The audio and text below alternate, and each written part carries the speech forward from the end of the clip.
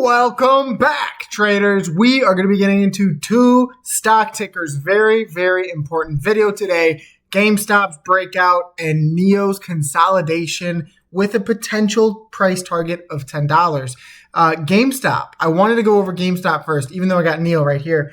I wanted to go over GameStop first because we had the thesis on GameStop that you would find this breakout from this consolidation here just being pinned, absolutely stretched to the max capacity this thing could go into this bull pennant here.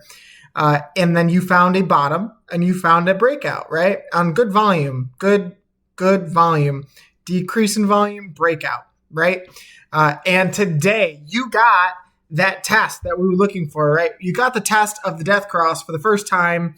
And we anticipated for you not to break it right away, right? Maybe you got that test and maybe you go up to test the 200-day EMA, right?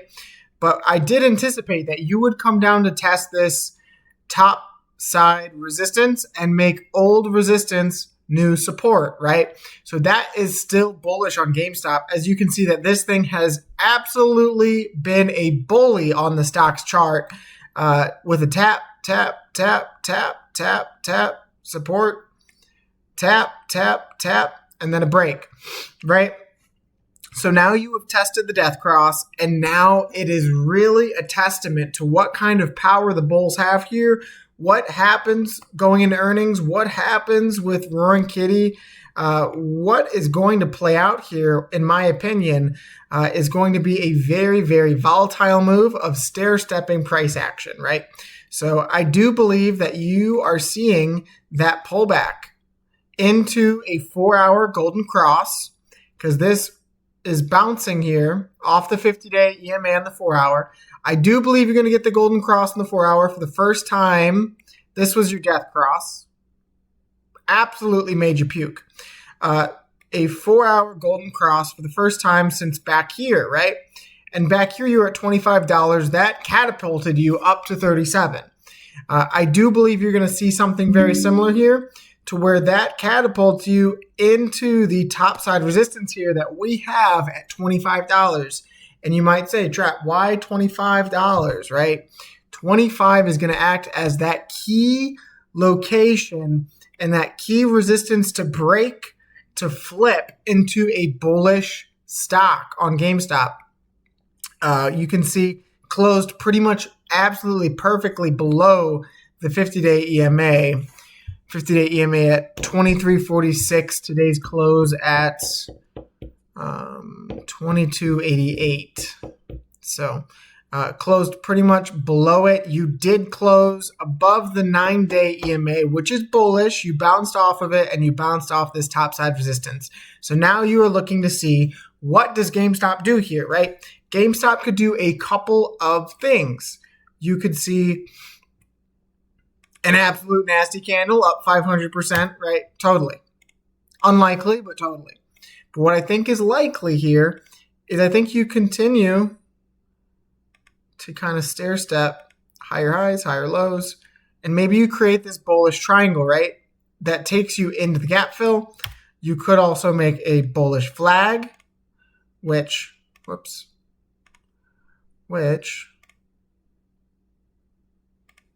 would be something a little bit more the lines of this.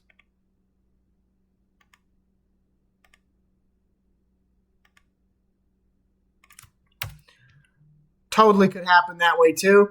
And I think it would happen a little bit more radical, a little bit more vertical, considering that you're outside of this wedge.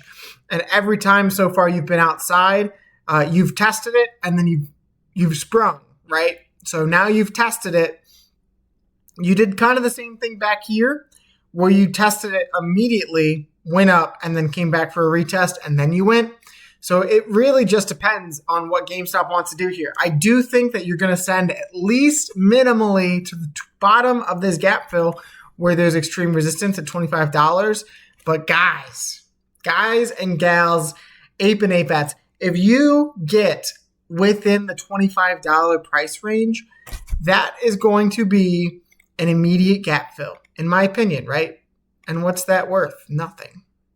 But I do think that you would squeeze here up to 29 reject the bottom, tap the top of this old resistance, make that support, and then look to make another higher high on this stock. I do believe you're going to break this $35 previous high, because this stock has been nothing but higher high, higher low, higher high, higher low. Now you're looking for your higher high, right? That is the trading range that you're within. And the full price target, we've talked about this in the last video. You would take your flag. Take your flag, stick it on top of the flag breakout, stick your flag pole on top of the breakout. Which happened right here. And that would give you around, roughly, right, $100. And I am on a logarithmic chart, so that might distort it a little bit. But I will tell you, the main price target that I'm looking for on this run or on the future of GameStop is this beautiful $73 gap fill that you formed back in 2021. If my chart would cooperate. Holy Toledo. Come on. Yeah, you can see you had a pretty gnarly gap fill here where you went from 86 all the way down to 36 within a month's time. And this was your gap at $73 that you made from the doji into a bearish engulfing candle there. And you still have not filled that gap. And I will tell you, just from experience of being within GameStop and the community and AMC, these stocks kind of hysterically fill their gaps. They almost always do. So that's why I do believe that you're going to fill the $28 gap. You're going to fill the $30 gap. And eventually, you too will fill the $73 gap. It's just a matter of time, right? Let's see. Let's look for an example, right? This is a perfect example of you had earnings, a squeeze up into the 200-day EMA. You tapped it, got above, closed below, and then you came back to fill that gap almost perfectly, create a hammer candle, and then create a double top. Another example here is on GameStop. Funny enough, around earnings, you create this gap off the doji top, you knife down going into earnings, and then you immediately fill that gap going into it. Let's see if we can find one more perfect example. Oh, look at that. GameStop, right? You're down at $11, and look at that, right before earnings. You gap up here, and then you make one candle wick down, you close out that gap, and then you look for higher price action up to this 200-day EMA.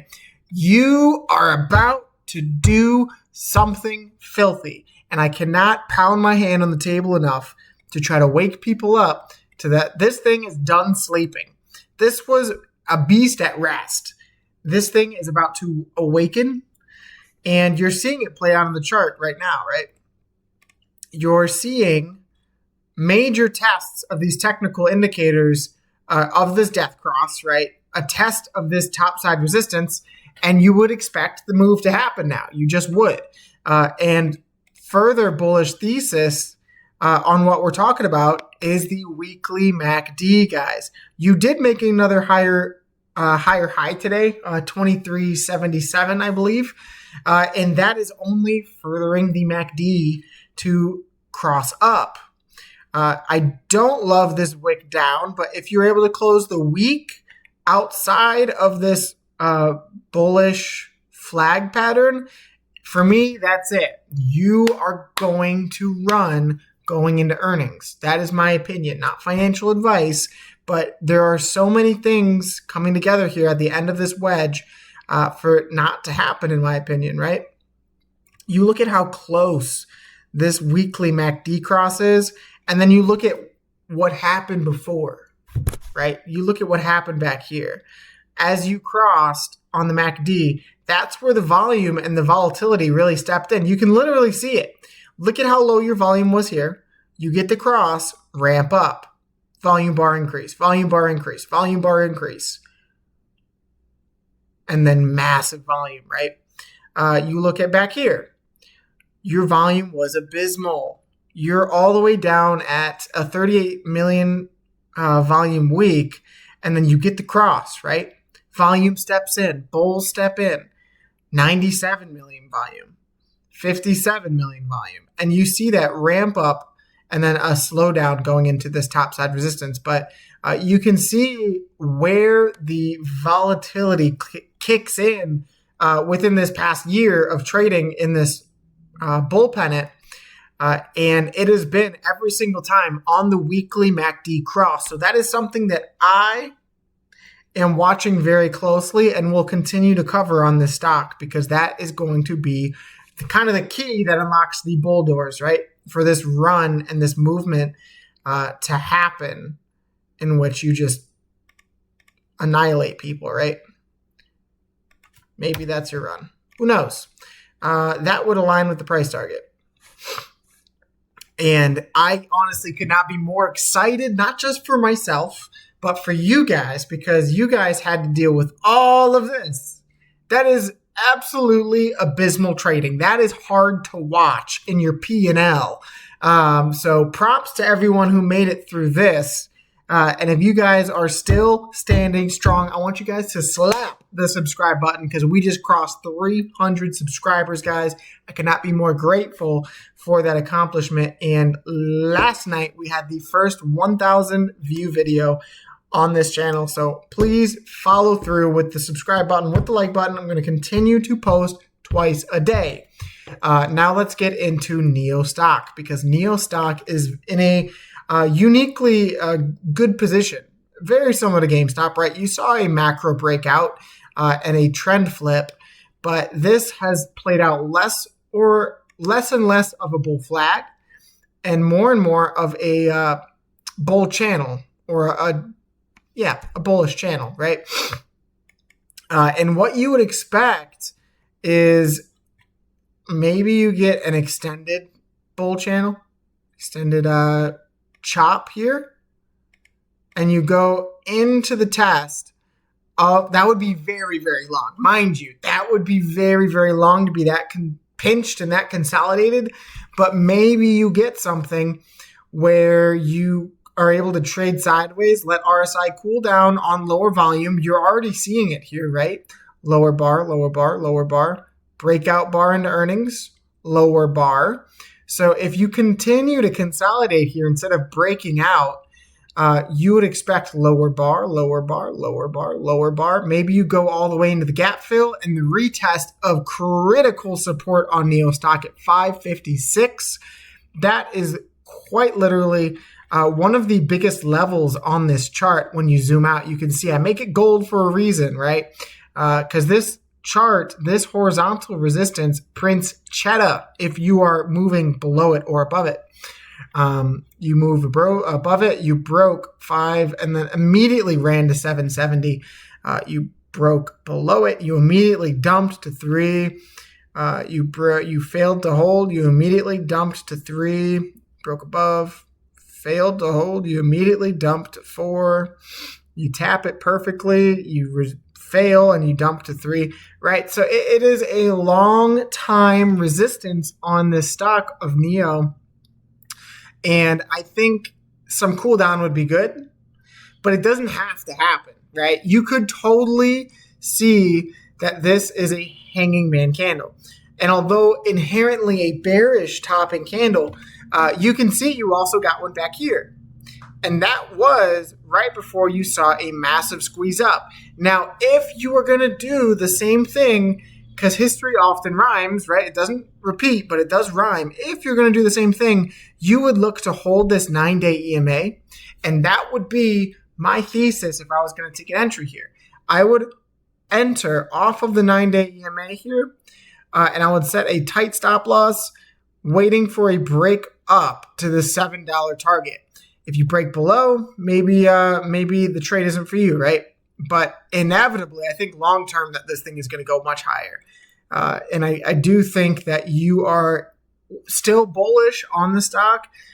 You are beginning to curl down here on the daily MACD, which you want to see begin to change. So, you need to hold this 9-day EMA. Let's go to the 4-hour. 4-hour chart looks really goofy because of this wick down from earnings, but you are still above the 50-day EMA, which is amazing. That's beautiful, but you failed to cross on the 4-hour MACD, and you need to do so if you're going to look to go higher, because you faked out once, you faked out twice, you faked out thrice, and you're still not getting that momentum that you need to push this thing higher. Weekly chart, everything. I mean, still bullish on the weekly. You see that candle and it's like, how could you not love this thing? You also see the cross of the 9-day EMA through the 50 on the weekly chart. That is inherently a very, very bullish momentum swing. And that's why the 9 crossing the 50 led to this intense bullish reaction, guys. These indicators are no joke to watch for these crosses, because not only are traders like me watching for those crosses, and I'm sure that helps, but the main thing is a lot of these bots and a lot of these AI trading computer systems look for these crosses and they will load the freaking boat when they see those things. Not financial advice. That is my inherent bias because that's what I've seen, right? And I do believe if you're able to hold the 9-day EMA on the daily, I think there is a world where you come to test this 200, right? Because you have not tested it since 2022 of September. That's 2 years, guys. Or excuse me, that's 3 years. All in all, price typically falls back to the 200 on the weekly. That is usually where you can bet that price is going to kind of be like a sticky magnet too. So I would not be surprised to see that happen. You take a breather until you hit the 50, and then you do one of these, right? Maybe this consolidation pattern, break the 200, and then the gap fill at $27 is in question, right? But on the monthly chart, still making a beautiful, beautiful play, a beautiful setup. But you want on the monthly for September to get above $7 and close above it. And let me tell you why, right? I mentioned it in another video, but you have a very unique opportunity on NIO stock to have the first 3 white soldiers for the first time since back in 2020. You had it back here. 1, 2, I'd say 1, 2, 3. 3 large-bodied green candles that led you into a hammer and then much higher, right? This is a very similar situation in which you have 1, 2, and this could be the third, but you have to break this second set of resistance. And NIO has been absolutely on a tear here where I could see something like this happening, right? You break free, and the profit target of this bull flag that we're talking about, guys, that is $10. So if you are able to break this, hit the 50-day on the monthly, pretty much aligns perfectly with the weekly 200, right around $9.80 to $10. That gives you a significant win on the bull side to then flip this as new support. And if I was a betting man, I would say if NIO is going to do something like this U-shaped accumulation pattern, that is your most bullish case scenario on NIO, to see something a little bit more macro like that, right? Like this absolutely squeeze play that happened back in 2021, because our thesis remains the same, that the reason you are seeing these things pop, not only did you break this macro trend, but you are getting, guys, and I say this with excitement, you are getting the first quarterly curl up on the MACD since back here. Do I have to show you what happened back here, guys? And I don't mean to be a bull poster. I really don't. I will tell you when this thing looks ready to dump. I don't like that this is a potential death cross coming. But you have your moment in time to invalidate that. And I think that this MACD cross coming, if you cross this zero line, guys, that's potential all-time highs. I don't know what is going to happen fundamentally on the company, but I do know what happens on the chart when things like this happen. The chart goes crazy.